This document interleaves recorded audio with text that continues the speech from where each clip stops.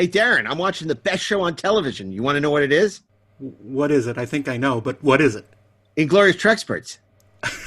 Yeah, And you're thinking to yourself, wait a second, that's not a TV show. But it is. But it is. It is. It's a TV show because you can watch us on the Electric Now app. It's an app for streaming video podcasts as well as movies, television, and more. You can see us on demand on Electric Now. I demand it. I demand because I demand it. Commodore Stone can watch us on the Electric Now app. And how do you get the Electric Now app? Because apparently people are having trouble understanding the concept. Just go to your app store from whatever device you're using, or all of the devices you're using. And you download it to your phone, your iPad, your Roku, your whatever you have that streams, other than a Viewmaster. You download it, and then you watch it 100% free. There's no charge. Yeah. There's no Patreon. There's no electronic frontier. All there is a free app. So download the Electric Now app from your favorite app store and watch us on Electric Now. You must learn to listen to the rebel and the rogue, or you will not be allowed to come with me to Alderaan. If you're a fan of the 4:30 movie, you'll love Best Movies Never Made, hosted by myself, Josh Miller. And Steven Scarlatta, where we explore some of the greatest movies never made, like E.T. 2, Johnny Quest, Beetlejuice Goes Hawaiian, and Halloween 3D. New episodes available every other Monday wherever you listen to podcasts. Hey, this is Mark A. Altman, and if you're a fan of the only gentleman secret agent with a license to kill and thrill, you should pick up my new James Bond oral history, Nobody Does It Better, available now in hardcover, audio, and digital, wherever books are sold. Do you expect me to read? No, I expect you to buy it.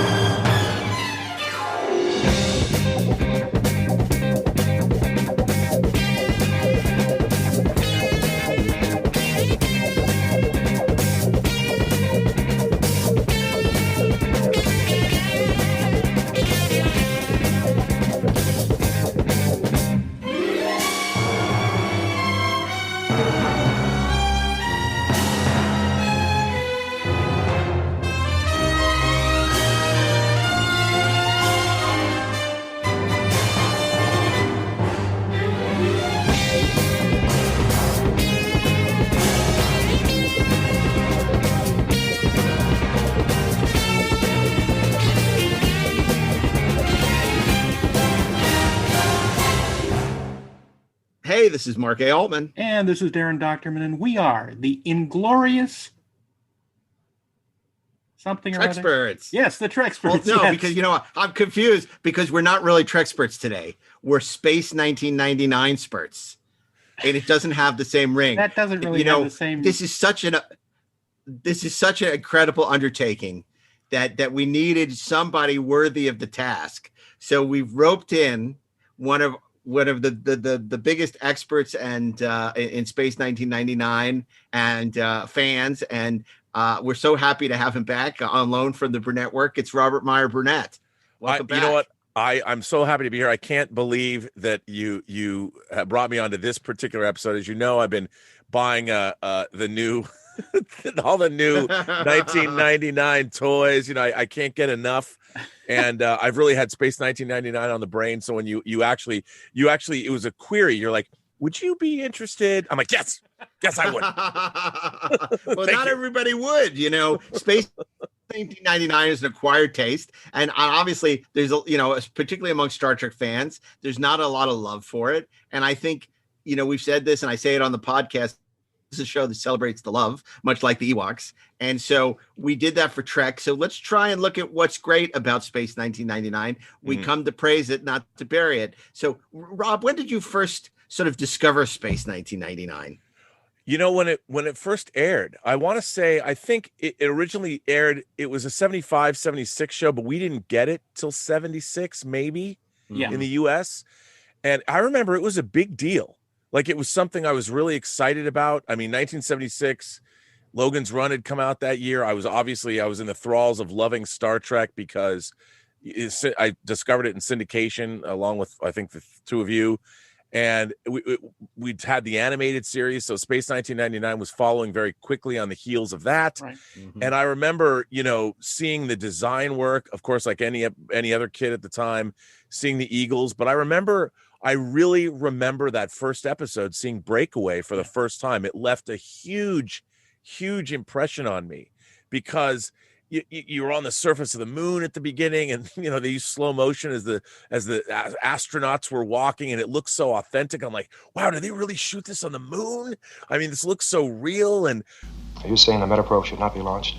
What I am saying is that the backup crew appears to be medically fit, but as a doctor, because of the unknown factors, I can't guarantee that they won't be affected 3 days or 3 months out into deep space. And you're saying medically the risk is unacceptable? The risk is great. The decision, of course, is yours. I loved everything about that first episode because as a kid, you've got cool spaceships and they crash and blow up, and there's Alan Carter, and there's a space station halfway between the Earth and the moon that gets destroyed, and then the entire nuclear waste dump goes up, and it's the biggest explosion I'd ever seen on TV before. And I love the theme. It was just so exciting, and then you were just sucked in. One of the things I always loved about Space 1999 were the main titles where they would flash this episode, right? And I have to say, Battlestar Galactica, the new version, did something very similar. So I was interviewing, it was at New York Comic Con. I was doing a masterclass with Ron Moore. And I said, I'm going to ask him, but I know what the answer is. There's no way he was influenced by Space 1999. I said, Ron, I got to ask you, was the beginning, your credits for Battlestar Galactica at all influenced by Space 1999? And he goes, as a matter of fact, yes, we totally ripped it off. And I was like, wow.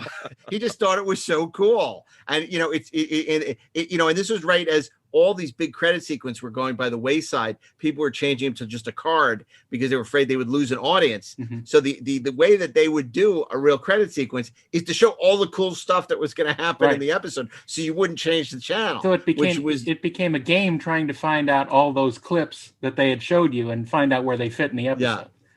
Yeah, totally. And Darren, how did you first come across Space 1999? Well, actually, I first came across it.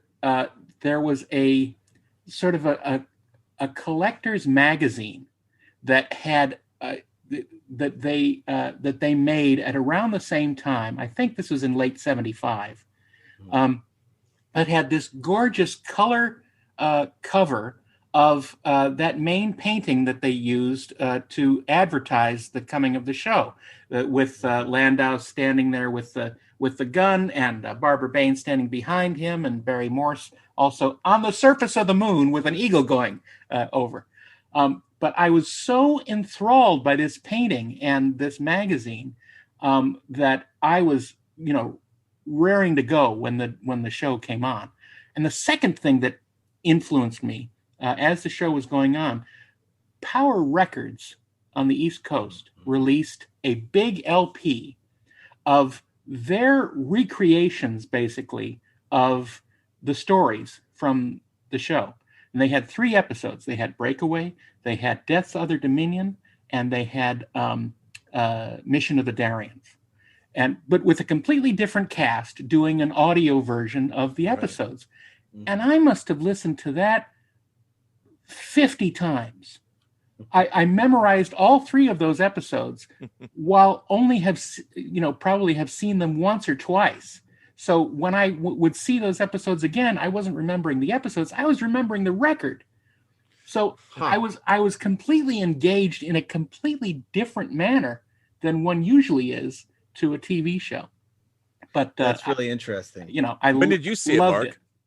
Well, I remember very vividly that it was on Saturdays at 5:00 on Channel 11, right before Star Trek. Right. So I would watch it. Basically, it was the pregame show. It was the appetizer for Star Trek. And, I never loved Space 1999, but I always enjoyed it. My good friend Steven Simak, he actually preferred Space 1999 to Star Trek, and I used to give him a lot of shit about that. I'm like, how do you like Space 1999 more than Star Trek? But I do remember when Starlog #2 came out with Space 9. I was so excited. It was a beautiful painting on the cover of Starlog, and I tried to love it, and I only ever liked it. But I love the Eagles, and we'll talk about that. And then, you know, I rediscovered it recently. It was playing. It's available for those of you who aren't familiar with the show or aren't on a lot of streaming channels. Like actually, when we premiered, the Electric Now channel premiered on Stir. I realized they had a Space 1999 tier, and I started watching it on Stir.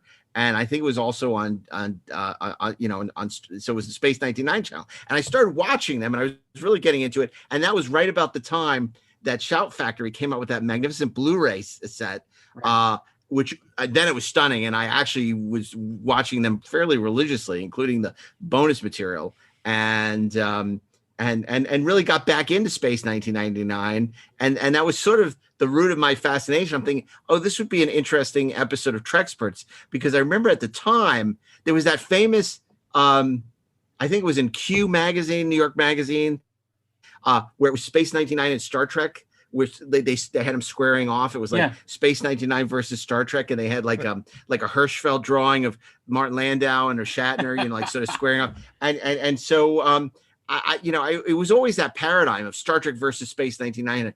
And I thought, it would be interesting to explore this on Treksperts and sort of revisit it. And so then the question was, who do we get? You know, we're going to get Barbara Bain, you know, in England. I don't think so. I don't think she's going to have anything interesting to say. You know, Rob and I auditioned Juliet Landau for Free Enterprise many years ago. One of my favorite moments was when she spotted the Commander Koenig action figure on Rob's bookshelf behind him as we auditioned her. He said, "Oh my God, that's my dad."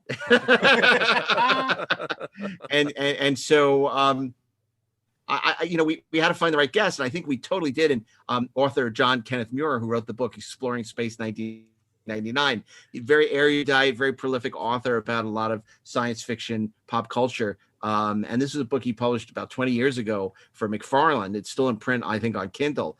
And he seemed like the right guy to put it in a context that would be appropriate to show. And I don't think our audience will be disappointed. I think it's a real great episode.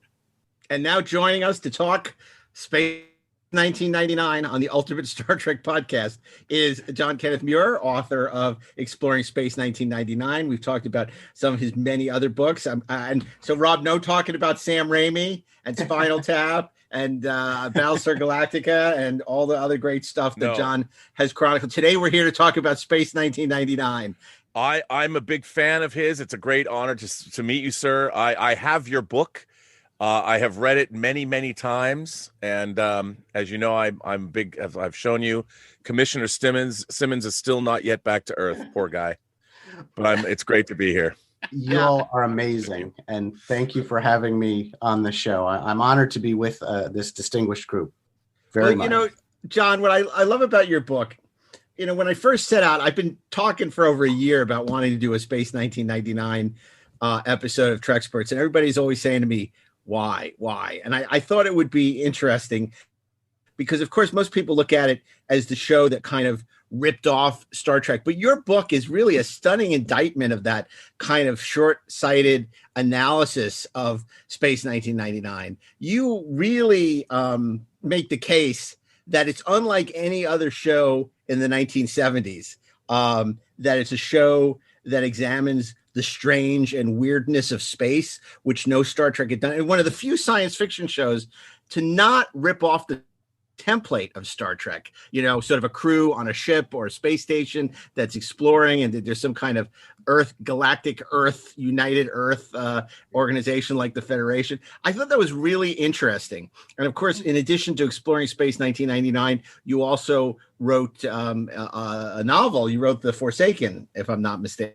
I mean, maybe I'm just crazy, but it feels like Space 1999.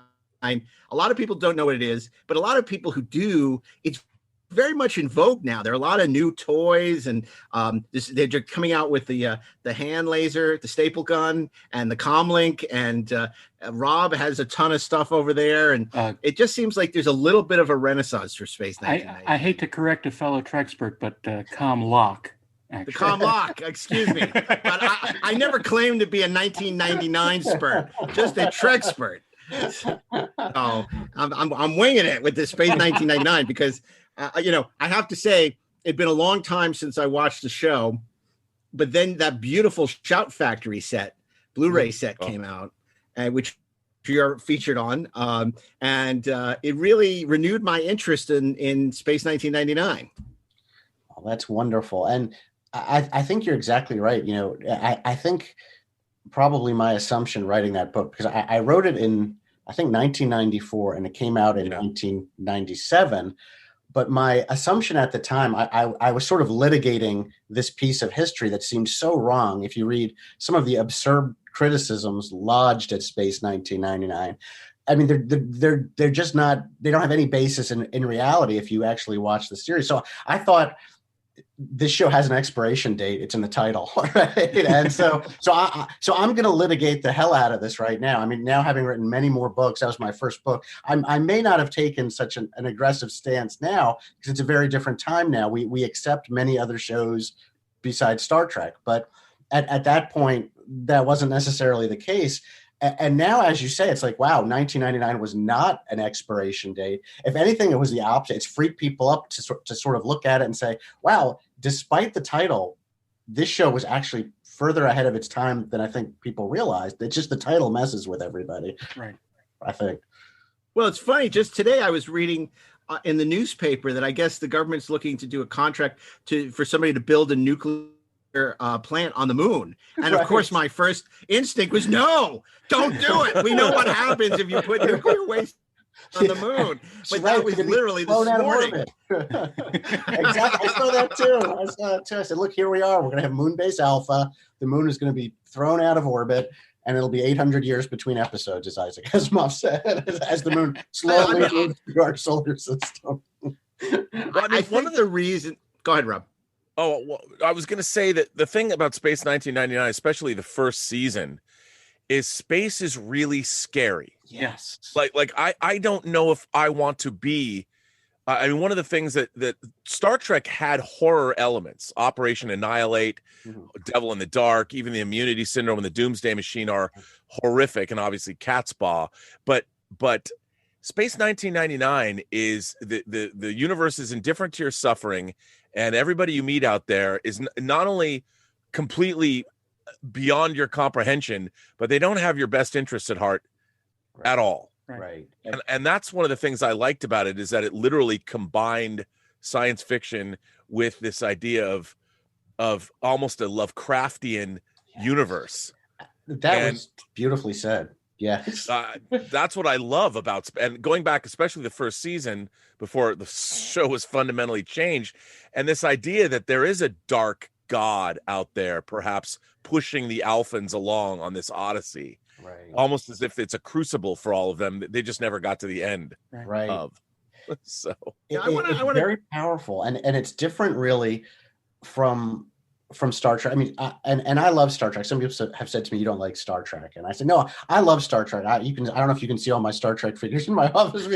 I know your listeners won't be able to, but I love Star Trek. But my purpose was to say, hey, this isn't what people say it is. It's very different from Star Trek, and a lot of the criticism came from sort of people involved in Star Trek, people who wanted to be involved in a new Star Trek, people who were Star Trek fans. I mean, I'll never forget going to a Star Trek convention and seeing somebody wearing a shirt that said "Waste of Space 1999." Star Trek lives. And what you said captures it so well, because Space 99 says, no, it's not just this like galactic ocean. We're going to sail from port to port and meet fascinating and interesting people and be Gulliver's Travels, which is an amazing paradigm. Let's face it. I mean, that is the paradigm of space television, and it's perfect. Star Trek is great, but instead Space 1999 said, no, you're going out into the unknown. We're technologically, psychologically unprepared for this journey. It wasn't our choice. We have limited resources, and we don't understand a damn about what is out there. And so this sort of ambiguity, the sense of you never know what's going to be in the next story, or what they're going to encounter next, or how dangerous it's going to be. It makes it engaging and terrifying in a way very different from Star Trek's brand of entertainment, which is also wonderful, of course, right? Well, I think that, sort of the competition came because it came out at a very unique time. It was only a few years after Star Trek had gone off the air, but it was really in its heyday of syndication. Right. And if you remember when Starlog came out, 76, you had that first issue about Star Trek, and then the second issue was Space 1999, and everyone's was selling, is this going to be the next Star Trek? That was the way it was kind of being sold, because this is pre Star Wars, and everyone said, oh, this is going to be the next Star Trek. And there was a lot of excitement, I think, because of the cast, because of even those of us who were young at the time, we kind of knew Martin Landau and kind of knew from Mission Impossible, because it was the show that was like in syndication after Star Trek. Right. So I think there was all this expectation that it would sort of be Star Trek light, and it wasn't. And I love what you say in the book, because you talk about the idea that Star Trek showed us as we wanted to be, and Space 1999 showed us as we were. And that's an interesting counterpoint, I think, because it's true to a certain extent. It's not aspirational. No, but they're just trying to survive. Attention all sections Alpha. This is Commander John Koenig. As you know, our moon has been blasted out of orbit. We have been completely cut off from planet Earth. As we are, we have power, environment, and therefore the possibility of survival. If we should try to improvise a return to Earth without travel plots, without full resources, it is my belief that we would fail. Therefore, in my judgment, we do not try.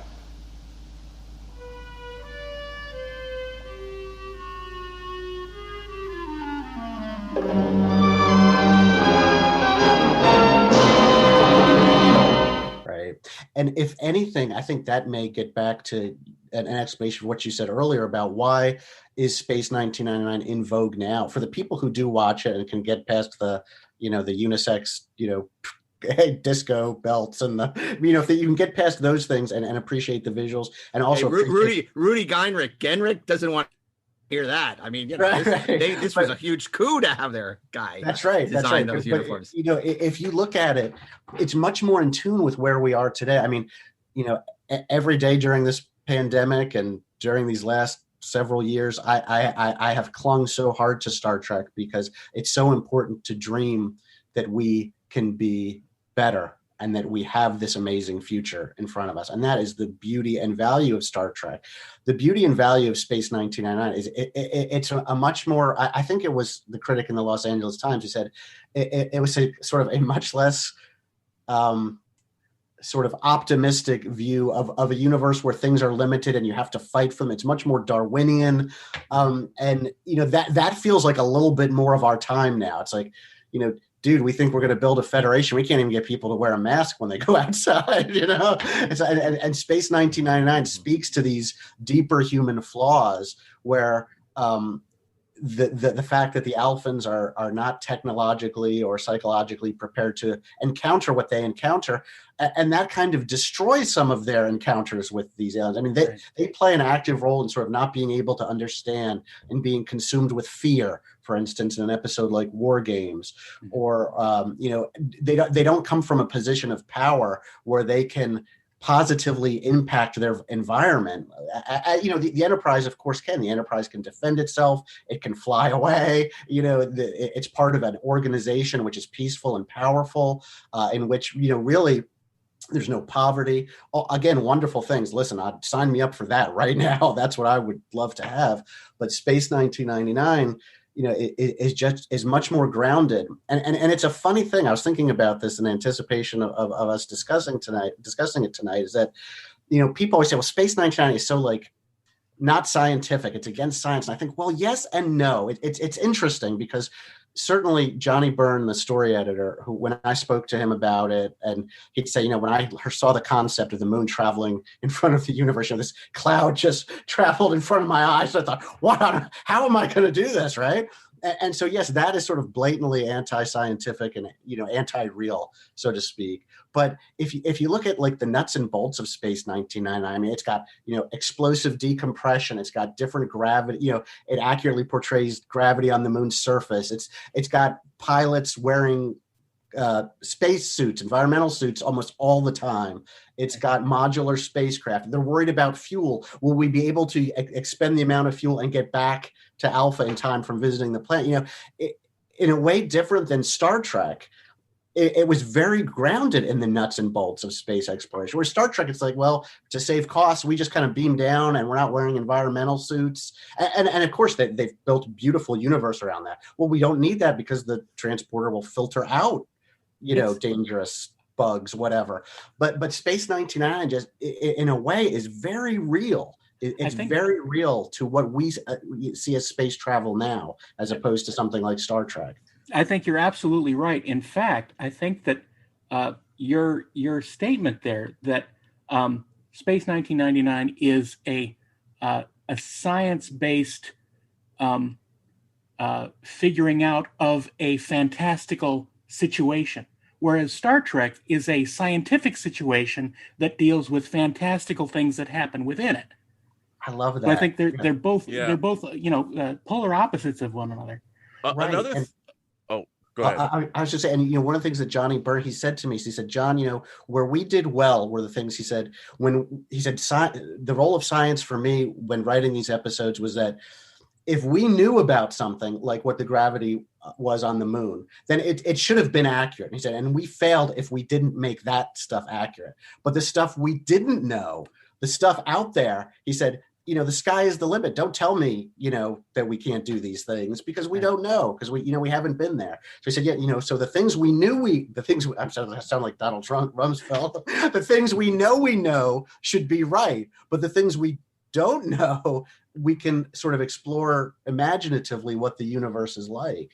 And I think that's the amazing thing about Space 1999 is this very grounded scientific approach. And then they go out and there are these mind-blowing, trippy vistas and cultures.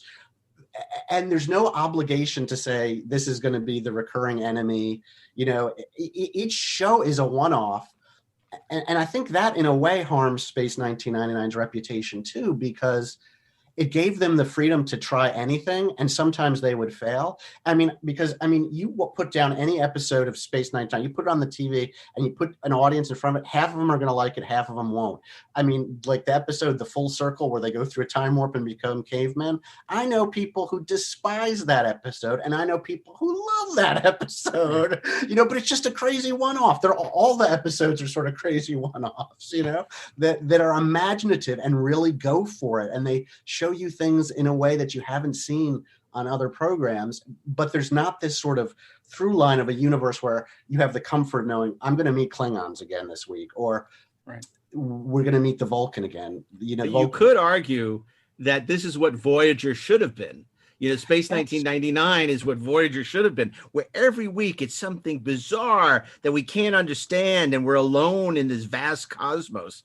Yes, I felt that was something that Voyager always missed out on. Star Trek's never captured that. Brannon more than anyone was able to do a little of that. Yeah. And I don't think he was a Space 1999 fan, but clearly that's the only place I think you can see any kind of influence of Space 1999 is Star Trek. Well, the funny thing is, go ahead. Well, another thing that people don't like, I've always thought of Space 1999 actually as a third part of a trilogy that began with Captain Scarlet versus the Mysterons. And you go from Captain Scarlet versus the Mysterons to UFO to Space 1999. And this is, of course, Jerry Anderson. And he's as much of and maybe if not more, he's not thought of as a Gene Roddenberry figure, but he really was. Starting with Supercar and Fireball XL5, Stingray, Thunderbirds, Joe 90. But there was a darkness. You have a kid show, a Super Mario Nation show in Captain Scarlet, where they're fighting this unknown enemy, the Mysterons, who could infiltrate them and take over people's bodies. And it was this sort of this unknowable enemy.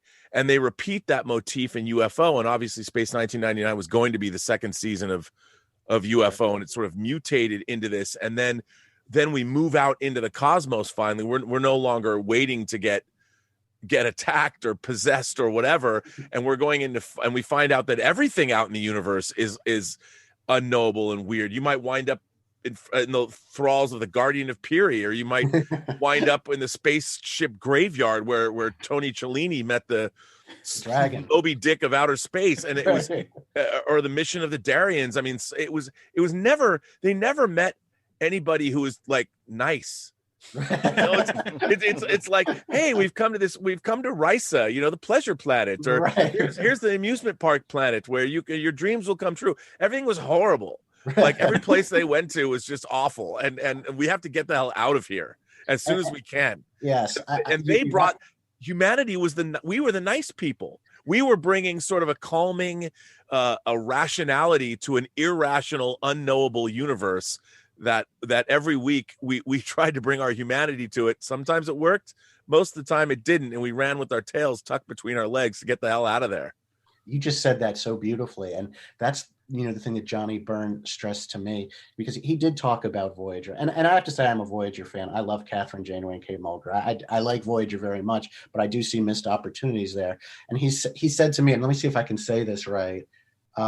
He said, you know, it seemed to me the stories were in Space 1999 were about people who didn't have what they needed except their humanity. But and they accomplished a lot because they survived and went on. He said, but in Voyager, they have everything and they don't accomplish anything. You know, it's like they have every resource. They have the holodeck. They have shuttles. They have warp drive. You know, the transwarp content. They all this stuff, but they don't really accomplish anything. I don't know if I agree totally with that, because I've been revisiting Voyager with my son recently, and I've actually really enjoyed it tremendously. So I don't want to bash on Voyager, but I mean, certainly there is a comparison there, I think. And, you know, Johnny, he always said to me, he said, you know, it's about the humanity of the characters. And he said, because some of the stories, well, okay, none of the stories in the first season feature the Alphans encountering anybody who is more primitive than they are. Right. You know, even the episode with the cavemen that I mentioned, they're the cavemen and they don't realize it. You know, so they're always encountering more advanced civilizations. And the idea is that it's holding up a mirror to them as humanity.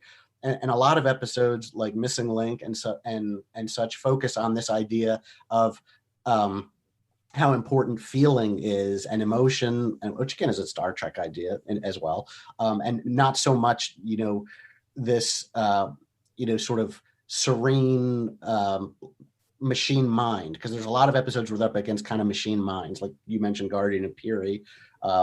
The scientist in Missing Link that was played by Peter Cushing, you know, even the serene Captain Xantor in Earthbound, where I saw the spaceship a minute ago there, you know, again, you know, there's this idea that in the cosmos, evolution was like gearing towards a place or something where that humanity wasn't there anymore. It's like the color and vibrancy of humanity was kind of drained away, and the Alphans were bringing back life to dead planets like Piri, or Arcadia in the Testament of Arcadia, or even the alternate Earth in Another Time, Another Place, which to me is just a really fascinating thing, because certainly the attack against Space 1999 is that, like, the characters, like, you know, they say it wouldn't, you know, that's the joke, right? It's Jerry Anderson, so they're puppets, right? That's like the joke nobody can resist. They're wooden. The characters are wooden. Okay, good joke. Move on. No, that's UFO. No. UFO is great. Come on. My beloved Ed Straker is not wooden. Ed Straker. Look, I'm actually glad, Rob, specifically that you brought up sort of the origin of the show, because I do want to talk about that a little bit, because, you know, I think that maybe some of our audience is peripherally aware of Space 1999, but doesn't really know the history. And if Space 1999 and Star Trek compared in any respect, it's really getting it on the air, in a sense that they use Star Trek as an excuse, you know, to build this international campaign.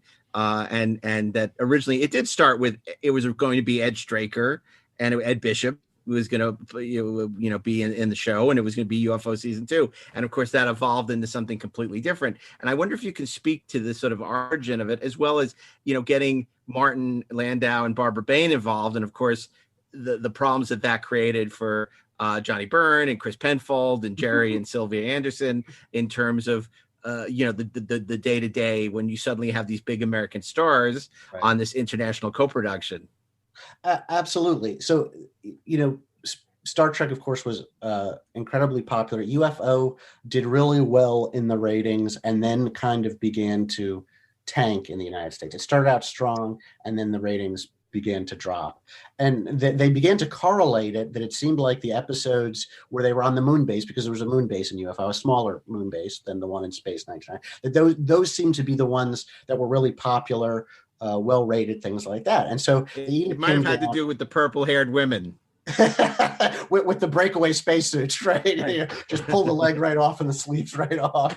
Fantastic. Yeah. So then, the idea was, okay, so we want to continue with that. And then the edict came from Lord Lou Grey that like they weren't even to return to Earth at all. It's like, oh, so they said, well, we have to do something so we don't return to Earth, because again, Star Trek was so popular exploring, the galaxy and such. As well, let's move the moon, out of orbit, and then it's in space, and they can't go back to Earth. We can't have any Earthbound stories because the moon will be separated from the Earth. I mean, it's kind of a crazy idea.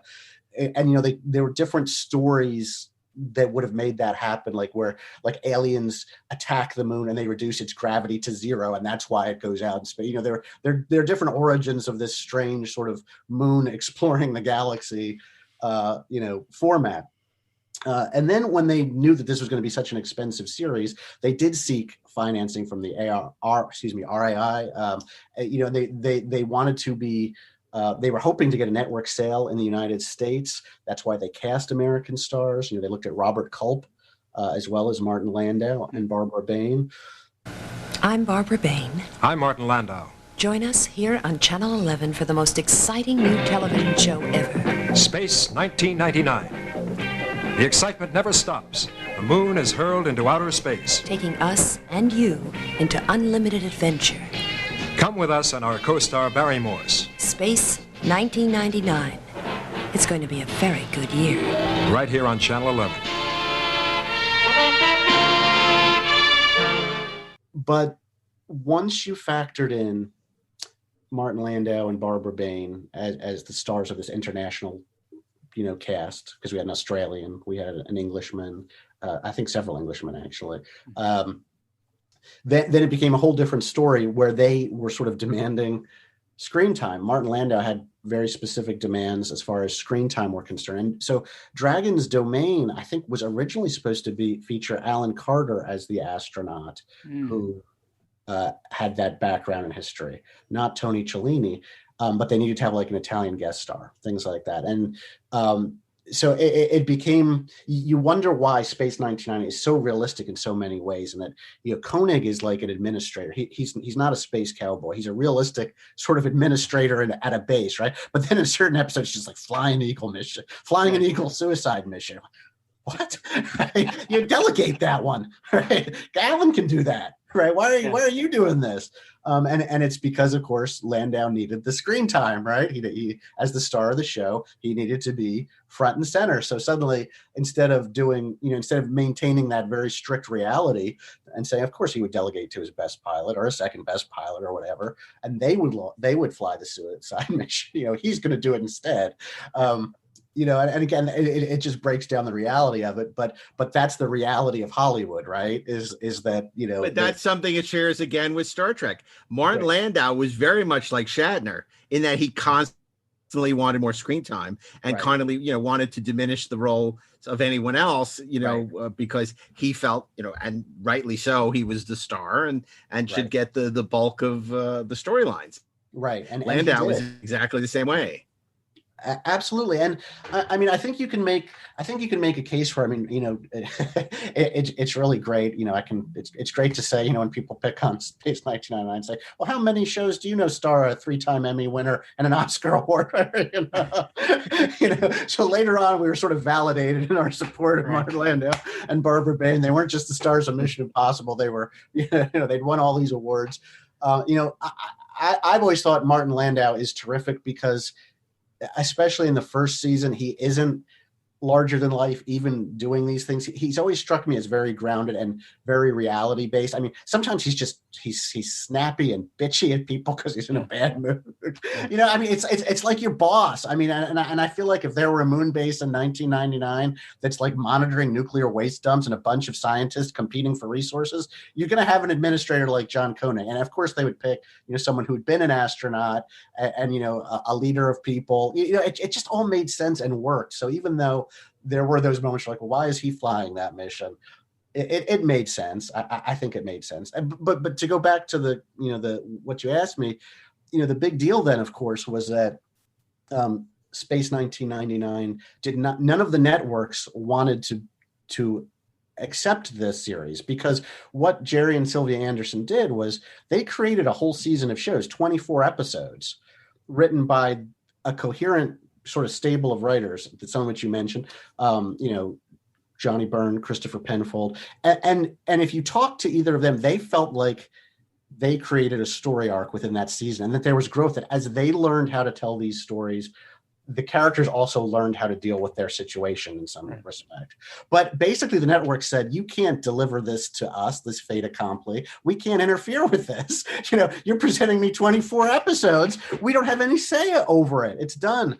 You know, I remember there was some critical comment that said this series wasn't produced, it was committed like a crime, because of course it was, you know, 24 episodes, here you go, you know, and it was, and I mean, honestly, I think more TV should be that way.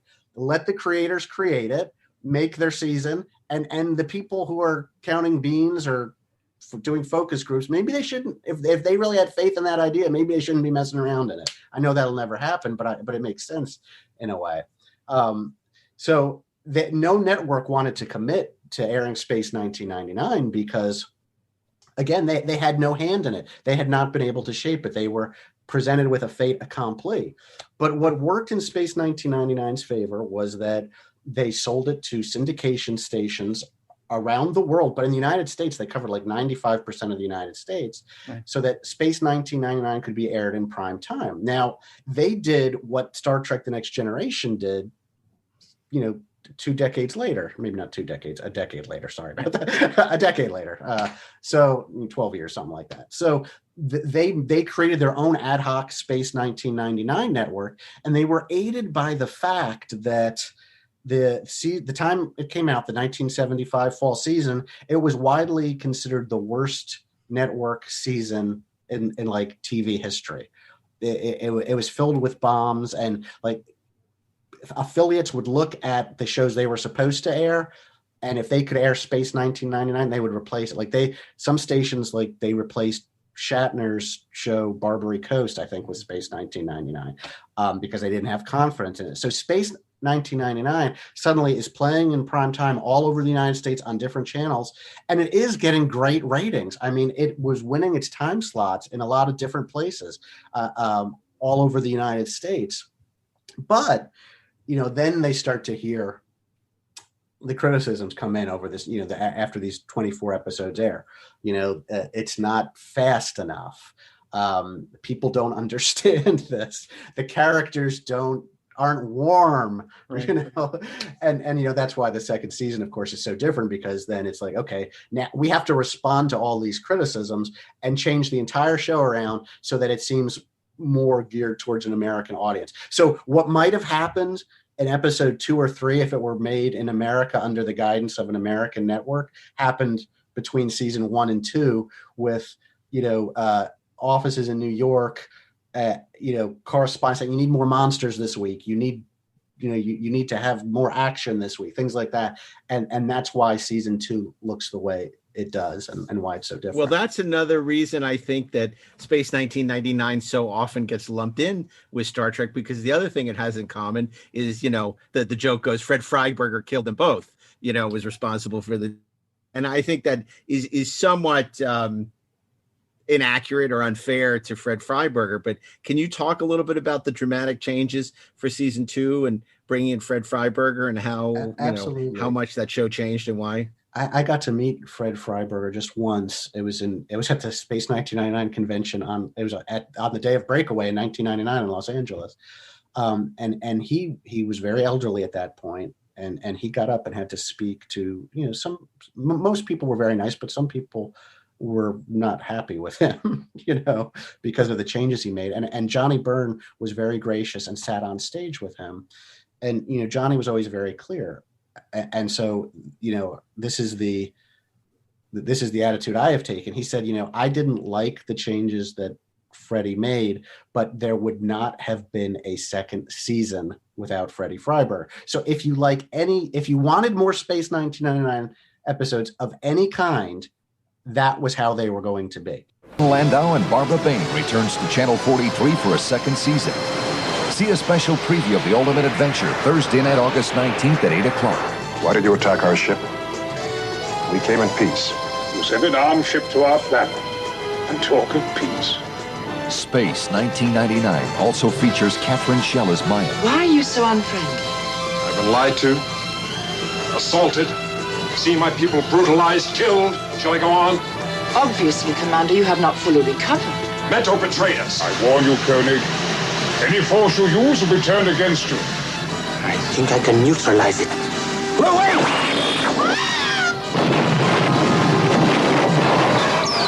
Space 1999. Don't miss a special fall preview Thursday night, August 19th at 8 o'clock, right here on UA 43. But what happened was, again, between seasons, they decided they were going to retool. And Johnny Burnett put together sort of this, I don't know what you want to call it. It's not autopsy isn't maybe the right word, but he postmortem. Postmortem is the right word. Thank you so much. He had they listed all 24 episodes, and he wrote his assessment of each, and said, these are the things that worked, these are the things that didn't work. And he was hoping he was going to be story editor for the second season, and I believe that was the plan. But then they decided we have to change this up. We need an American producer, and that's where Freddie came in. And Freddie Freiberg came in from American television, which was very different and had different priorities, and so. Of course, he'd come off Star Trek, and I don't know that I would blame him for anything about Star Trek third season because the budget was lower, and sure, there was Spock's brain, but there was also the Tholian web. There's also the Paradise Syndrome. Day of the Dove. Yeah, Day of the Dove. I don't know. I can't bring myself to hate on Star Trek the third season. So anyway, that's right. We've already done that episode. Okay, sorry. Okay, sorry about that. But so I know he's the show killer, and I know why people feel that way. But what he did is he came in. He said, "We need to change this up. We need a younger cast." And there were sort of negotiations about whether or not to bring back Barry Morse, and I think the actor asked for more money.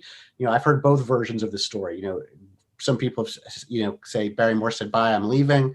I want to go back and play with the grown-ups." And other people say that it was a negotiating ploy, and then they didn't come back to him.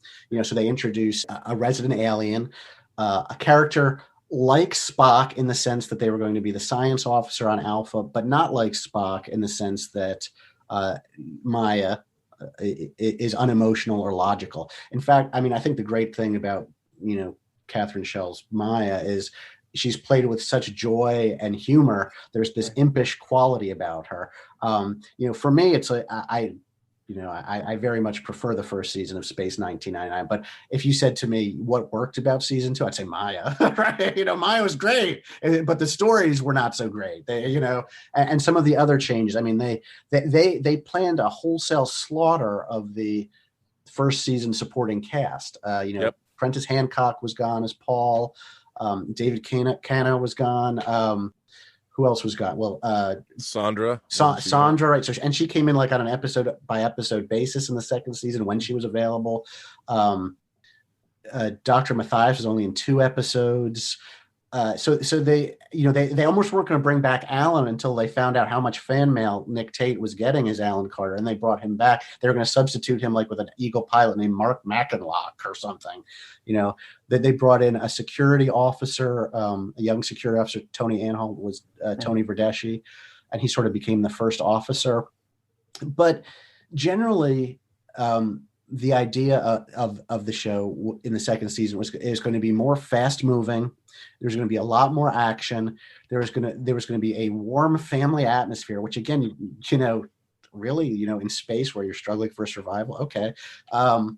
That it was going to feel much more like Star Trek, light, humorous, breezy, action-packed. And basically the Alphans, Johnny Burns said it best. He said, in the second season, the Alphans were there to kick ass, and they were. It's like they're running up against all these advanced aliens, and they always win, even though they got nothing. It's funny. Out there is a section of an EPK, electronic press kit, from the beginning of that second season. And they were interviewing all the cast when they were out on location shooting someplace. And it's funny that all of them say almost exactly the same talking points. They say, well, we're going to have more action this season, more engaging with the audience and more fun. And we're gonna really have a great time out there, and we're gonna continue to push on and do a great job.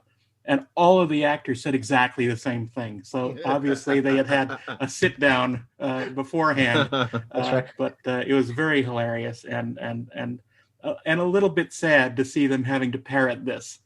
They'd been indoctrinated clearly that this was how it was going to be, and this was going to be the thing that carried them on. But then, of course, you had all the interviews with them years later. They all say, the first season vision was much stronger. We would have preferred to continue that route. I think the sad and maybe even tragic thing about Space 1999 was it came on the air with these like sort of magical 24 episodes that even the ones that failed in interesting ways. Let me put it that way, and failed in ambitious ways. And then all these changes, they listened to all these people who told them, you have to change it. You have to do all these things. And in doing so, it was like a self-fulfilling prophecy. It had not been a ripoff of Star Trek. It was not in any way, shape, or form a ripoff of Star Trek the way it began. By the end of season 2, they even had episode titles in common, like the Immunity Syndrome. That was the title of a Space 1999 episode. Yeah. Yep. What is going on? I have the eagle with the glider on top. Yeah, that's right. And actually, it's a pretty good episode. Johnny Byrne wrote that, and it was going to be called, I think, The Face of Eden or something like that. But they changed it to the Immunity Syndrome. Why? Were they trying to fool people into thinking it's a Star Trek episode?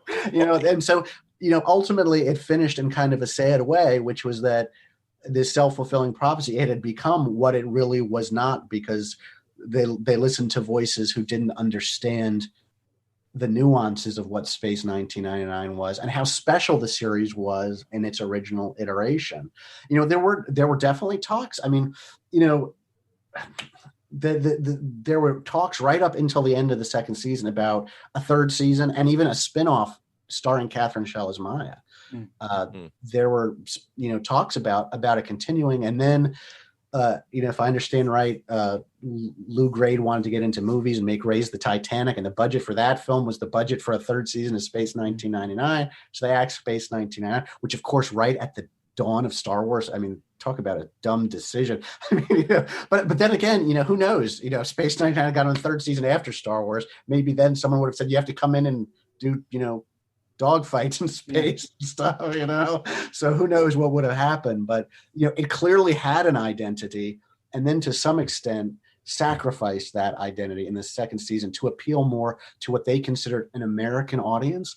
But Americans, by and large, really liked the first season. If you go by the ratings of the first season. Well, one of the things too about the show, the first season, that I think, going back and watching it now, obviously the idea that the moon would not still even be in our solar system now. 45 years later, it would never have escaped our solar system. So there's an idea in the first season that there is some kind of an intelligence, some kind of, call it God, if you will. There is an intelligence that is pushing the Alphans along. And like when you get to the Testament of Arcadia, there's more evidence that this is happening. And it's in a way, I like this idea that if they had continued on, that they have a destiny to meet up with whatever this intelligent. Now I say it's Cthulhu, Lovecraftian, but I don't necessarily think it's that way.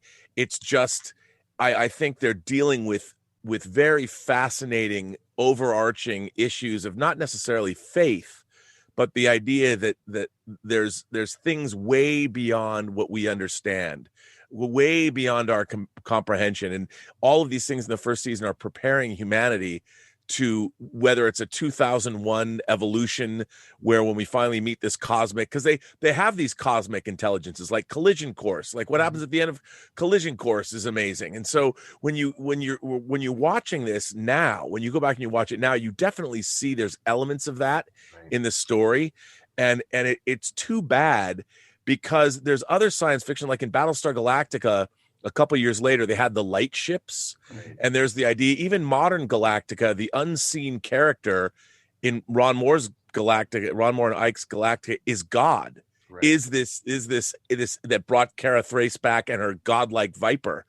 Somewhere there's these, and Space 1999 had that too, and it would have been nice to see them move out and go forward. And I always thought Space 1999 was like the Quatermass experiment in space, right? And that's it kind of had 20 million years to Earth, the Quatermass 2. It had a lot of that Britishness in there about the unknowability of the universe, yet there's an intelligence out there that's just waiting for us to discover it. And I don't know what's going to happen when it does, but it's going to be interesting. Right. And I don't mean to, harp on my conversations with Johnny, but I feel like, he passed away, Johnny Byrne, in 2008, and I met him in 1999, and we were friends for the better part of a decade. We talked a lot. We collaborated on a script together, a screenplay. And I feel like if he were here today, he would want to say these things to you. He would be the guest to have on here today, not me. But he said to me, because I had my web series I was working on from 2006 to 2009. It was a no budget thing, and he said to me, John, you make your weaknesses your strengths.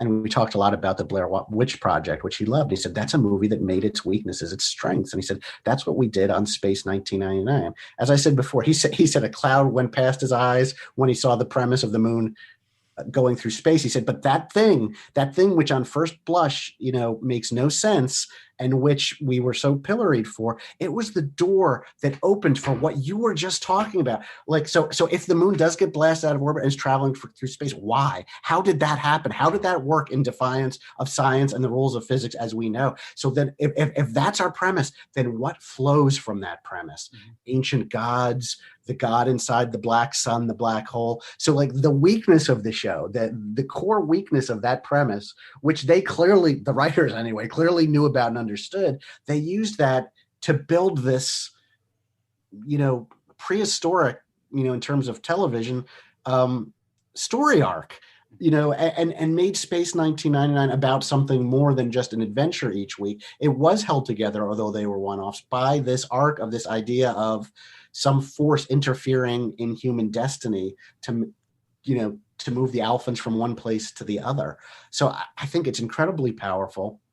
And there's really nothing else like that story. I mean, you've mentioned, Battlestar Galactica and stuff. Like at that time, there wasn't really anything else doing that. There was no other show at that time that was doing that. So, I think it's fascinating how they took a premise which was sort of universally reviled, even by the writers of the show, and figured out a way to somehow make it deep and organic to the story and make it something that's powerful and resonates with people even to this day. Well, you mentioned the metaphysical influence of 2001, but obviously there was a lot more, we talk about Star Trek's influence, but 2001's influence was clearly a huge influence. Obviously the involvement of somebody like Bryan Johnson, but in the production design as well as the visual effects, there's a very Kubrickian influence. And you could say that other than Star Trek, the motion picture, it's probably the last of the, big sci-fi franchises to be influenced by 2001, because you really get to after that, it's all either Star Trek, Star Wars, or Alien that's influencing filmmakers after that. So it's sort of cool. I mean, because if you really look at the Moon Base Alpha and the tunnel, the shuttle, and a lot of these things, they're so influenced by Kubrick and by Doug Trumbull, another guest on this podcast.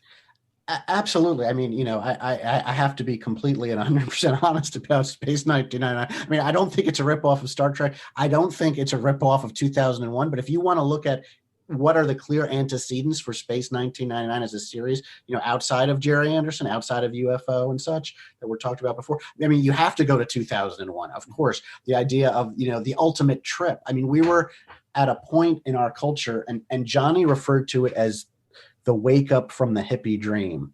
That's what he called that time in American culture. And it's really, and global culture, British culture as well. And it's really fascinating if you actually look at the science fiction from that time. I mean, we're talking about 2001. We're talking about Silent Running. We're talking about Soylent Green. We're talking about Space 1999, Zardoz.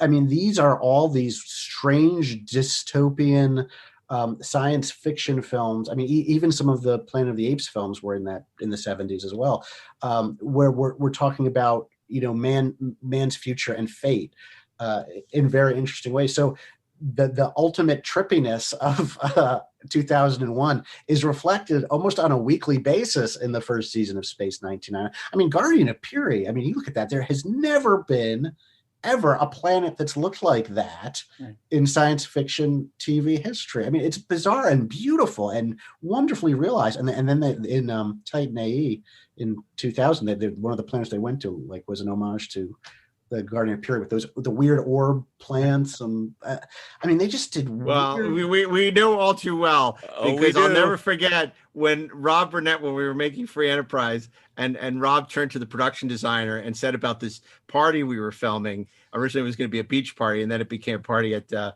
soundstage. He said, "I want it to look like the planet from Guardians of Puri," and of course, the production designer had no idea. So he had to get out the laser disc. This is how long ago it was, the laser disc of Guardians of Puri, and show them exactly what he wanted. And if you watch very carefully, you'll see how much the decor, the art direction is influenced by Guardians of Puri, which may be the first and last time any pop culture was ever influenced by the Guardians of Puri.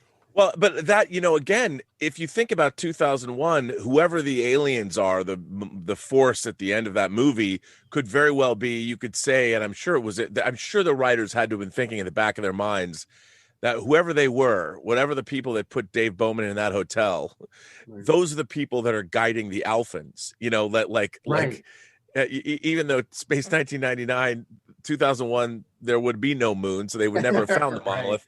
I always thought it would have been funny if they did an episode of Space 1999 where they actually found the Tycho crater and the monolith on the moon, and that was the sort of the homing beacon that they knew where it was. So the aliens like, hey, let's push them along a little further today. Right. Let's connect with that monolith and push the moon a little further. It could have fit, but definitely, I mean, in terms of the spaceship design, in terms of the moon base design, certainly.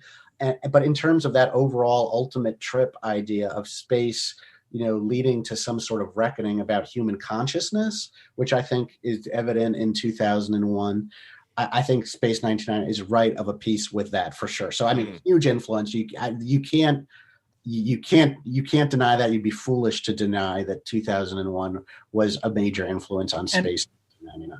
Also, let's realize that this was produced basically 5 years after 2001 was made. So not only Brian Johnson, but a bunch of the crew had worked on 2001. So that's the direct lineage, because it was the same people doing the same jobs. So I think that relates even closer than, you know, any sort of spiritual connection that may or may not exist.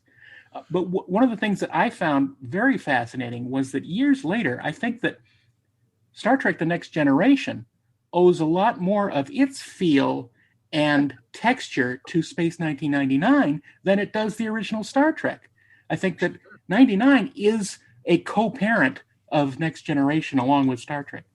Absolutely. I mean, and I tried to point that out in my book, so I'm so glad you brought that up. I mean, the structure, you know, Star Trek had that original and brilliant, you know, triumvirate, Kirk, Spock, and McCoy, and so beautiful with the glasses and the Wrath of Khan, and one lens breaks when Spock's, I'm going to cry. It's beautiful. So that triumvirate structure is so fantastic, right?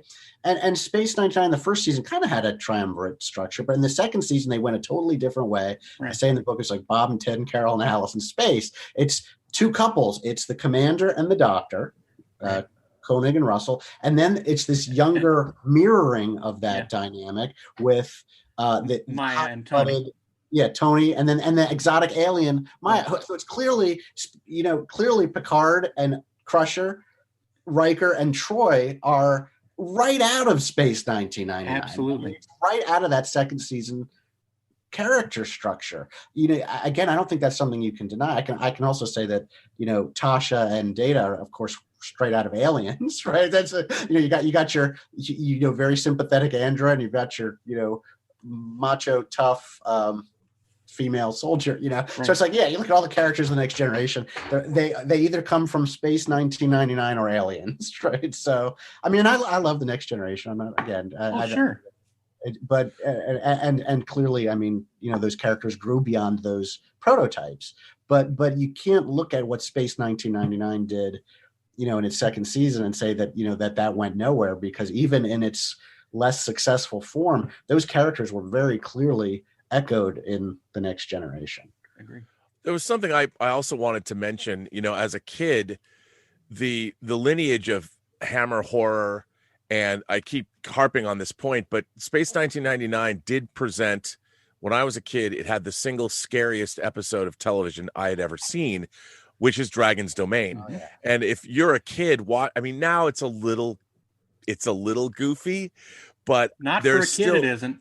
I mean, I have to tell you, seeing human beings devoured by a creature and spit out as smoking, husks, burnt to a crisp husks. Yeah, this was something as a kid watching a science fiction adventure show. That certainly was something you would never see on Star Trek. Right. And I remember, I mean, it left a huge impression on me. And even the use of Adagio in the beginning of that episode, the music and the structure of it, there were things that while I might not have enjoyed it, it might not have been delicious the way Star Trek was delicious. It was something that always, even though it took a little bit more of my attention as a kid, and maybe it took a little bit more work to get through the episodes, the rewards were very, very different. I felt like I was watching something maybe I shouldn't have been watching. Yes, and that was part of its appeal. I couldn't agree more. And to get totally maudlin about this, I saw that episode when I was 5 years older, thereabouts, and I feel like that episode is the thing that sort of pointed my direction for love of like everything in science fiction. And it was the idea that we see in later films like Alien, of course, or Pandorum or Event Horizon. But to me, the tantalizing idea that I just could not get over, which was again a little different than Star Trek, because Star Trek, it was sort of tolerable terror. So you knew something bad was going to happen, but Kirk and Spock had each other's backs, and they were going to get through it. They were going to be okay. But it was this idea of this very realistic, to my mind, seeming future. This very realistic looking future with people that I could reckon with it. I think they're the same age as I'll be in my 30s in 1999. So this could be me in this adventure. Astronauts, scientists knowing their thing and going out there in these incredible ships, these Eagles, whatever. And then they meet this thing that like can't exist. It was this juxtaposition of science and knowledge and expectation with something so horrible and monstrous, and to have it depicted like that, I mean, it just scoots out those bodies and they're steaming hulks. I've never forgotten that imagery. And my father, who is 77 and still with us, thank goodness, is all I have to do is say Space 1999, and he remembers like that one. He's not a science fiction guy, like I am. He's not a science fiction. He's not a TV guy, and he's not a science fiction guy. But he says, he still raves about that episode. I'll bring it up. It's like, oh, Space 99. They're on that ship, and the astronauts get sucked in by that thing. It just spits out their body. I mean, it's an amazing episode, and well, all I know that between first grade and I think around third grade, a picture of that monster was on the side of my lunchbox, because I didn't have a Star Trek lunchbox when I was a kid. I had a Space 1999 lunchbox. Stay right there. I had UFO and then Space 1999. Me too. Those are the lunchboxes that I had. There it is. Yep, that's it. Wow, that's like brand new. That's beautiful. Cherry. Yeah, that. Turn it to the side. Turn it to the side. Turn it to the side a little. What thermos? Other side. Other side. Other side. Other side. The side, yeah, there. Yeah. Oh, It's there beautiful. you go. There you go. There you go. Beautiful. Oh, that's great. That's great. Well, it's funny because that brings me to this question, which, of course, our show, Treksperts, is a show that's about celebrating what we love about Star Trek and not dissing on what we don't. Right. And so I want to do the same thing for Space 1999. I think there are three things about Space 1999 that's hard to argue were great. And, of course, one of them is the guest cast. You had people like Peter Cushing and Christopher Lee, and just these amazing British Brian character Blessed. actors. Brian Blessed is awesome. David Prowse. Yeah, so many great people. You had also a great score by Barry Gray, who had done UFO. Oh, and did some beautiful music. And even Derek Wadsworth's music for the second season is really good in a different kind of way. Yeah. And it also captures the spookiness and weirdness. But perhaps the best thing about Space 99, the most iconic part of Space 1999, are the spaceships. And any long-lasting science fiction show is going to have an iconic spaceship. And probably for all of us who fell in love with the Enterprise back when we discovered Star Trek, the Eagle is probably a close second. Look, I love the Battlestar Galactica. I love Star Destroyers. But the Eagle is up there with one of the great, spaceship designs.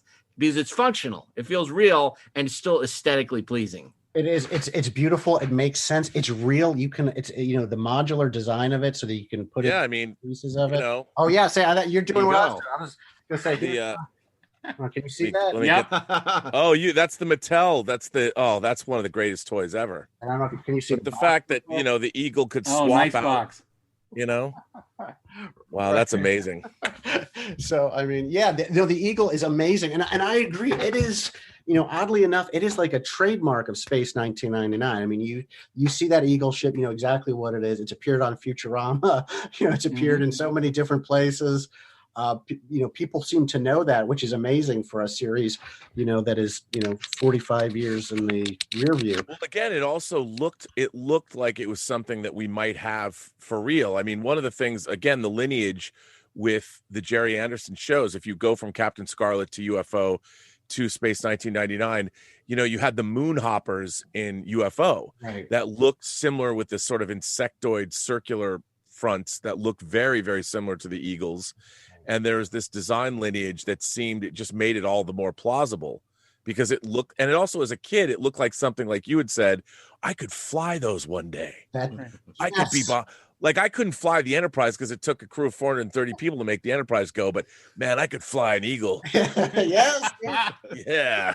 That's it exactly. I mean, the story of Space 1999, for me as a 5-year-old was this is where I'm going to be in the year 2000, in the year 1999. This is what it's going to look like. We're going to have a moon base that looks like this. It's not going to be all crazy colors like Star Trek. It's going to be this sort of, minimalist white kind of thing. And, we're going to have these modular spaceships that are reusable. I mean, it just seemed, it seems so plausible. And the great tragedy for me, of course, is that didn't happen because I should be flying an Eagle right now.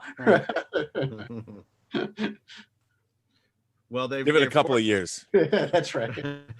There's some great Space 1999 toys that are being manufactured. Who would have thought that the heyday of Space 1999 toys would be now in 2020, which is amazing because that's one of my great unowned toys was the Mattel Eagle. I always wanted that. I never got it. I've thought about buying it on eBay many times, but now there are all these fantastic Space 1999 replicas and toys, and so it's like, why buy the Mattel one when you can have?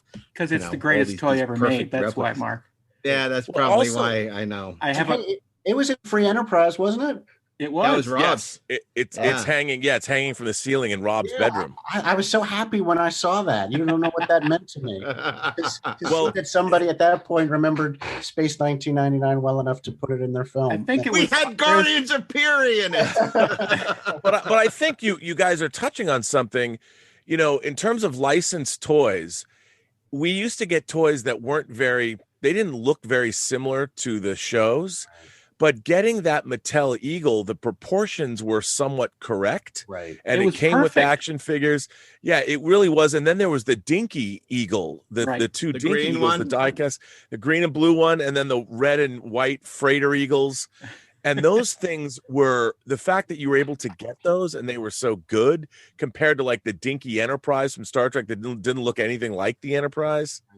Yes. There you go. There you you go. did that. You swapped out the freighter eagle. That's a combination of the two different eagles to make it look like. Yes. I did that too. I was like, well, I got to make it look like the real eagle. It's got to be all white.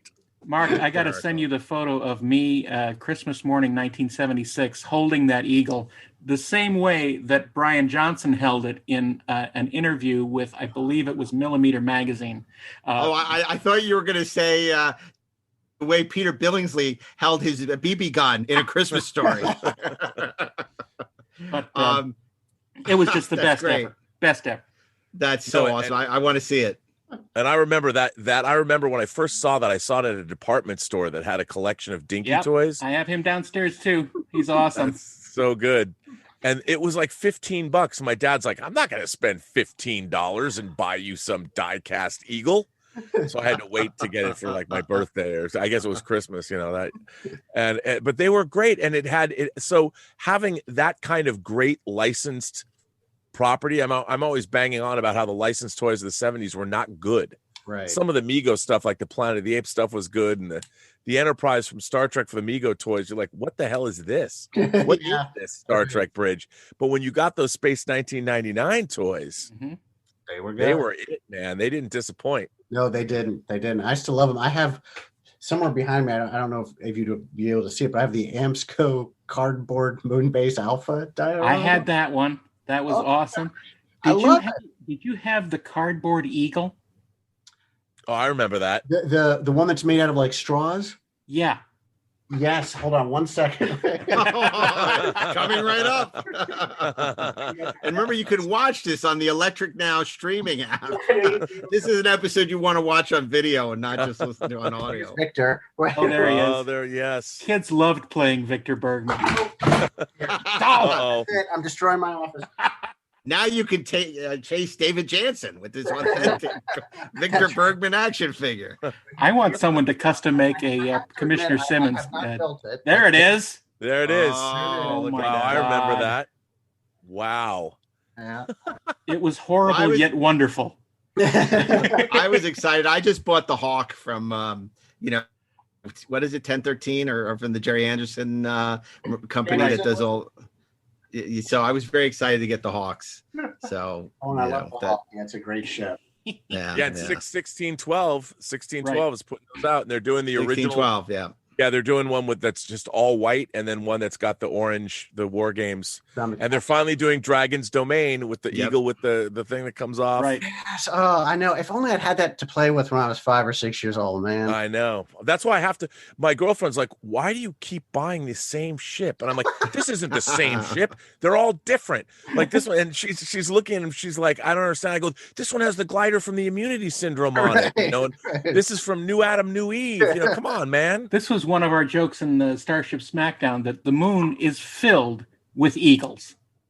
The whole center has been hollowed out and is just filled with thousands of eagle ships. They never run out. Never run out. Well, that was one of the things I covered in my book. I said it's not as bad as you think. It's not, they don't lose as many as you think they do. A lot of them crash and can be recovered. They crash. Yes.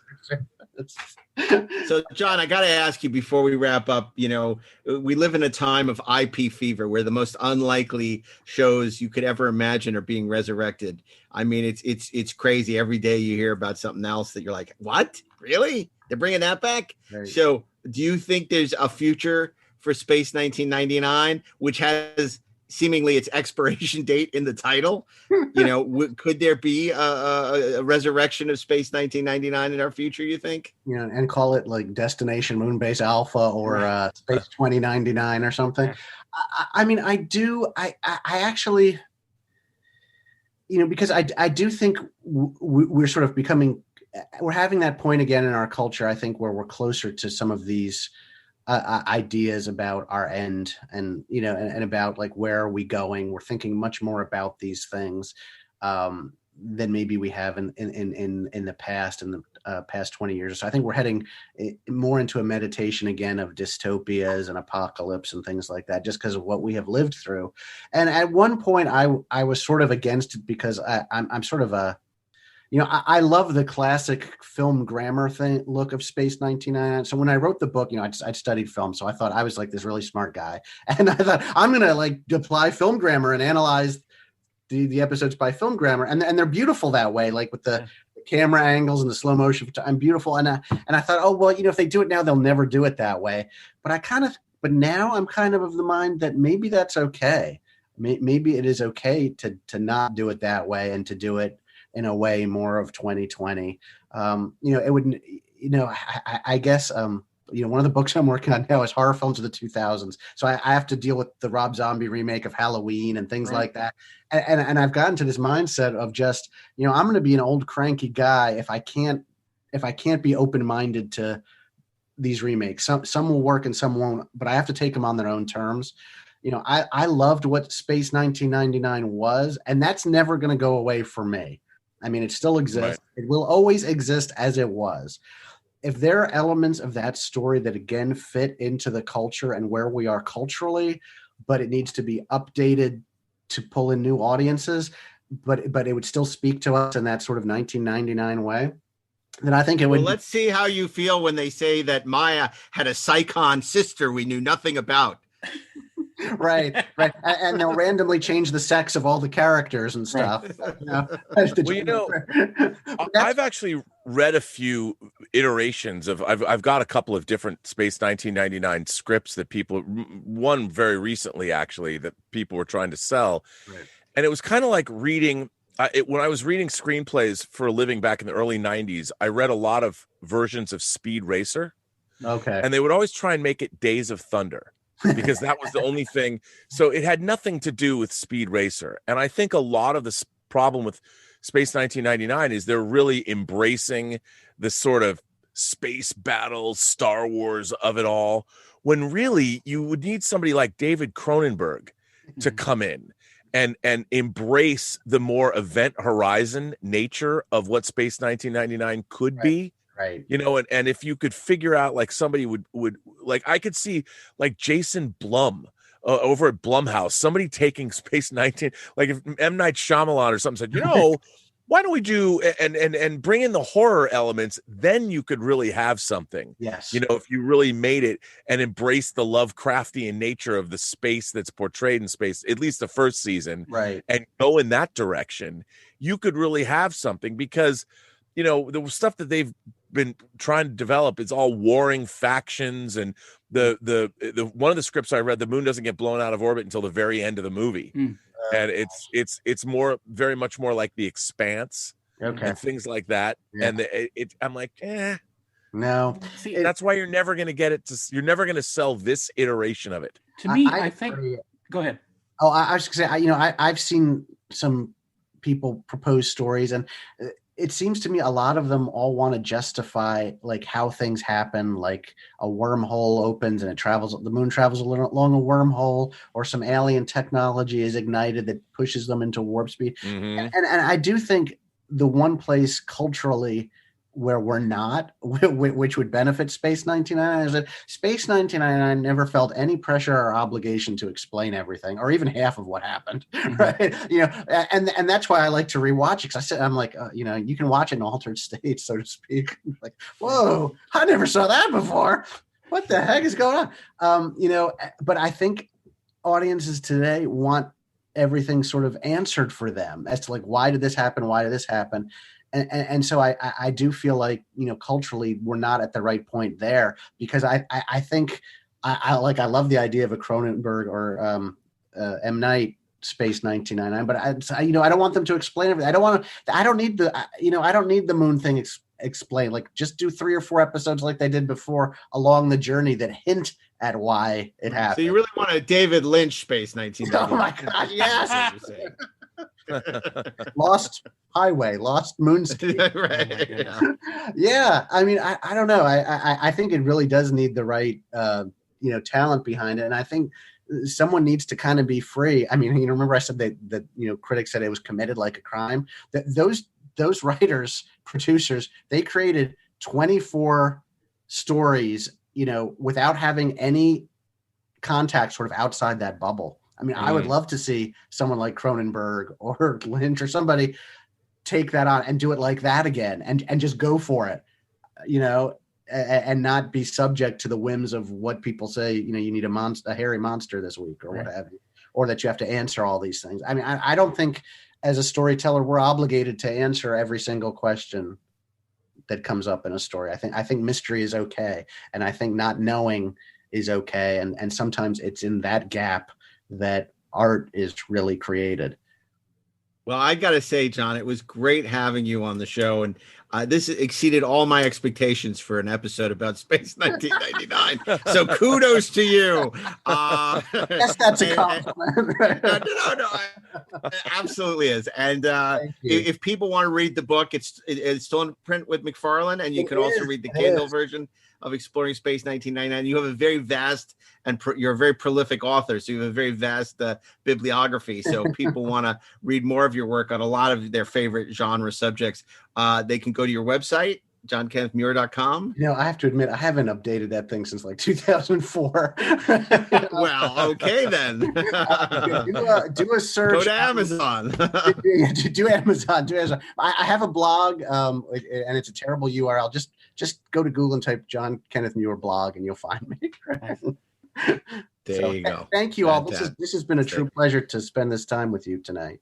Great honor, sir. So glad to talk to you me as well. Yeah, thanks for joining us tonight. You. And hopefully you'll have to come back, and we'll talk about Battlestar Galactica. Well, that sounds great. If Darren will let me. Okay, John. Well, right. You take care. Have a great night. Stay safe. Thanks. Thank you all so much. Thank you. Thank you. Thank you. Bye-bye. It just makes me remember in the later years that Space 1999 was on, whenever I would hear that opening of the ITC, billboard, da da da dun dun da da dun dun. Oh, I was hoping it would be Space 1999, but later on it turned out that it was the Muppet Show, and I was horrifically disappointed. Not that I don't love the Muppets, I do, but I liked Space 1999 more. So this is my little tragedy. You know what is so funny? You saying that just reminded me of something I haven't thought about in 45 years. When I was a kid, we were members of this beach club in Rockaway. It was where they filmed The Flamingo Kid, and I had this friend Alan, and when I was probably like 7, 8 years old, whatever, 9 years old, and we would play all kinds of Star Trek and stuff. But there were these chaises that you would sit on, like where you could read, and they would go up like this and down. So we would play Space 1999, and we get on these chaises and pretend we were like piloting an Eagle. Oh my God. And so we had these two chaises alongside each other. Nice. Okay, Eagle 1 ready to launch, Eagle 2 ready to launch. And we would play Space 1999 because that was the one space, I had the Space 1999 water gun, which, was the staple gun. It was great. They had that great. And, I just loved that version of the phaser, because I loved everything I put through the Star Trek prism. Oh, that's their phaser. Yeah. That's their shuttlecraft. That's, their communicator. But it was all very inventive and cool. Yeah. And it's like Space 1999 never resonated for me the way Star Trek did, but it definitely was sort of a seminal science fiction show of my childhood. It was definitely fun in terms of how we reacted to it. Not necessarily while watching it, but it's the feeling that we would have pretending to be in that world, And I like it better now as an adult than I did as a kid. Well, absolutely. Mm-hmm. But the great thing is that it filled up that, lean time in between Star Trek and the movies. Yeah. The 70s was a desert in terms of science fiction, except for a couple things, which was Space 1999, the animated show, and a little bit of Planet of the Apes. 78, you had Battlestar Galactica, in 79, you have the first season of Buck Rogers. But I do feel like every attempt to do science fiction other than that was such a bust. You would get excited about Fantastic Journey. Oh, it's the Bermuda Triangle, and it's terrible. Right. Or Logan's Run, the TV series, and it's terrible. Right. She's no Jenny Agutter. I know Jenny Agutter, and you're no Jenny Agutter. And, Planet of the Apes, the TV series. And they were all so thoroughly mediocre. Yeah. And, Space 1999, it didn't feel cookie cutter. Right. Right. Even as a kid, you knew they were doing something different. And maybe it was a little slow and a little lethargic. Part of that was the Britishness of it. Yeah. And part of it was just, because it had a deliberate pace. It wasn't Star Trek. And there was so something alien. About it. It felt so alien and creepy and mysterious. And it was a completely different feeling than anything else watching on TV or movies. Yeah. By the way, I don't know if you saw, we did a question last week where we said to the listeners, what shows should we be doing going forward? And someone said you should do an original series holiday special. Had there been an original series holiday special. So I want to try and figure out a way to do that. I think that could be really fun. If there wasn't a pandemic, it would be so great for us if we could go out to a bar and just do the old Playboy After Dark version of a Star Trek holiday special. But we got to think about that one. There are actually some other really great ideas too for shows, but that's one I really gravitated. Aren't we coming up on the 2-year anniversary of when we did our greatest episodes? We are. And I wonder, there's no point doing greatest episodes again because it's not like there are any other great episodes that have been added to that list. No, but I can't believe it's been 2 years. But yeah, I know. And we have to think about what we're going to do for the holidays because every year, 2 years ago, we did the best episodes. Last year, we did greatest Star Trek moments. So I really don't want to do worst Star Treks because although that would probably be a fun show, but I don't want to do worst Star Trek. And also that would open a can of worms, I think. But I do think that maybe we do the movies and, we rank the movies or something. I don't know. So we'll have to talk about that. I think talking about the movies is not a bad idea, but we're not going to decide it here. No. It won't be decided here. Exactly. We have to wait till we reach the council chambers of Babel. But listen, this is great, Rob. Thank you so much for bringing your expertise. What a and treat your insight this was. And your toys. It's this. I can't believe that they just. I've had this for a couple months. Crazy. It's so weird that they're 1612 is just killing it. Now I keep buying stuff for them, and I hate myself for it. Rob, what do I need with this? in other realities, that is a musical instrument in a Cuban dance band. The Buena Vista Social Club.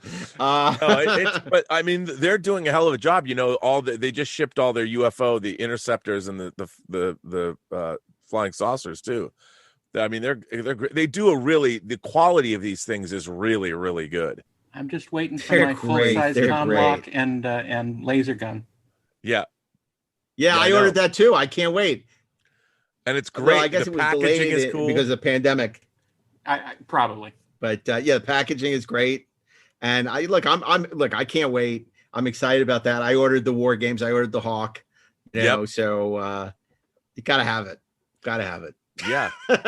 And then Rob, you have your we can't finish the show without you showing us what you brought with you, which of course Starlog used to advertise this in the back pages of the magazine, which was something again I never ordered as a kid. It was be out of my price range, but you were able to acquire one. This is actually from what, 77, I think it came out, 78.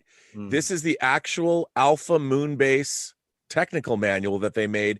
The only bummer about this, it's really, really cool. If you look at it, it's got all these notes, just like this Franz Joseph technical manual. It's got wow, very much so, of the launch pad. You can see the paper is a little yellow, but this is the actual thing. And then it had fold out schematics of Moonbase Alpha. The only thing that it doesn't have is the actual blueprints of the Eagle, because they published those in an actual issue of Starlog. So they're not in here. They had that. So that's the only thing missing. And they said they were going to make more additions and add to this, but they never did. They never did. Well, maybe one day, Rob. Yeah, I know, right? But I look at this thing and it looks like it's brand new. Aside from the yellowing of the paper, this thing is amazing. It's October 1977. This is 43 years old. I mean, that's crazy to me. And and all the pages haven't if only ripped we out. were. Right, I know. I mean, yeah. And it's funny. Yeah, I mean, I've been carrying this thing around for 43 years. Like, I don't know what the point of it is. You know, when I was a kid, I obsessed over these things. Now it's just like, it's cool to have. Rob, just in case. Well, you know, it's funny. I was going to ask you, but now I'm thinking maybe we should save this for the holiday. You know, what your favorite episode of Space 1999 is. But I wonder if maybe we should do, you know, greatest science fiction episodes ever. Star Trek, Space 99, Galactica, Firefly, you know, do the ultimate sci-fi countdown, you know? Yeah, I mean, UFO has one of my favorite episodes of any show. I mean, I don't think we could do an order. I think it would be the top 100, but I don't think we could like actually put it in any kind of order. No, but I think that might be worth doing, you know, because we could really find some esoteric stuff. Yeah, you know, by the way, what he was saying, I have to tell you guys, I've been watching more Voyagers because I didn't see all of Voyager. Because remember, we were so adamantly against it at Sci-Fi Universe. I was like, and I have to say, the last three or four seasons had some really interesting, enjoyable episodes that I've been catching up on. I need to watch it again. I also had a very, I'm not a fan, but I know so many people I respect who do like the show. I think the challenge is, there are some great hidden gems, but the problem is you got to sort of slog through those long 24, 26 episode seasons to get to them. And it's just, that's hard. Because, for every really classic, there's. I mean, John Ottman, by the way, did you know that John Ottman is a producer on Star Trek Discovery this season? I saw that. Yeah. Is he an editor or is he a writer? I don't know if they had him come in. Like he's just listed as a producer. I got to contact him because when I saw that, he's a massive Star Trek fan, but I'm wondering, did they hire him to like come in and save episodes as an editor? Because I wonder. I don't know. I mean, I thought it was crazy that he's shown up as a producer on the show. It's crazy. The show's terrible, by the way.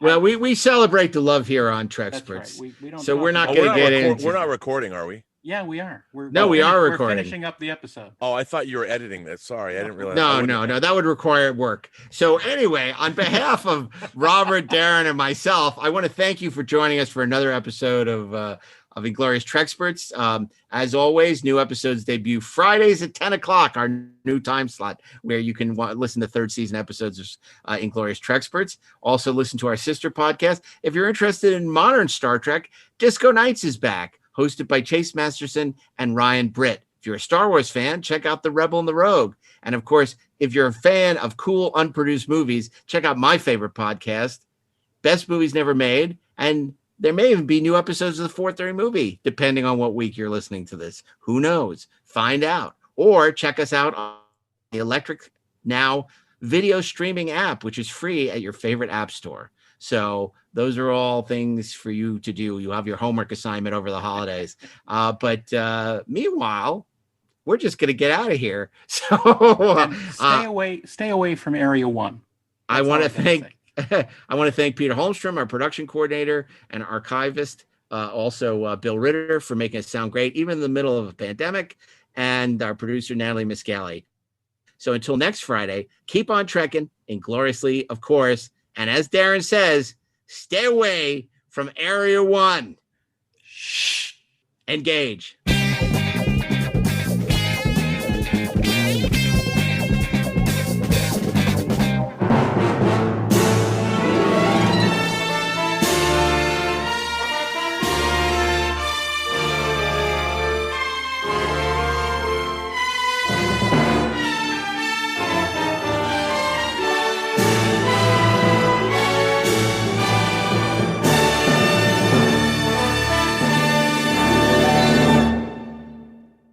This show is produced by Dean Devlin and Mark A. Altman and is an Electric Surge Network production.